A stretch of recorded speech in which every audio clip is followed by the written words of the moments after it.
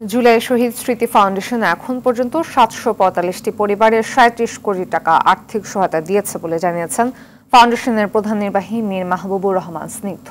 তিনি বলেন, এ পর্যন্ত শহীদ ও আহত মিলে ৬,৩৪১ জন ৯৬ কোটি টাকা সহায়তা পেয়েছেন।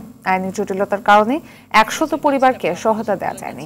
সকালে জুলাই শহীদ স্মৃতি ফাউন্ডেশনের কার্যালয়ে এক সংবাদ সম্মেলনে এসব কথা বলেন।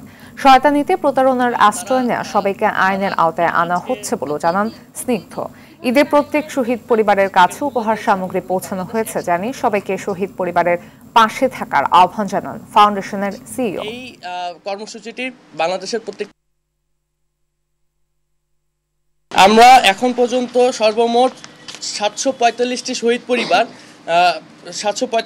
পরিবারকে ৩৭.25 কোটি টাকা আমাদের জুলাই শহীদ স্মৃতি ফাউন্ডেশন থেকে প্রদান করতে পেরেছি, যা মোট শহীদ পরিবার এখন পর্যন্ত গেজেট প্রকাশিত যতগুলো শহীদ পরিবার আছে তার মধ্যে ৮৭.13% পরিবারের কাছে আমরা পৌঁছাতে পেরেছি।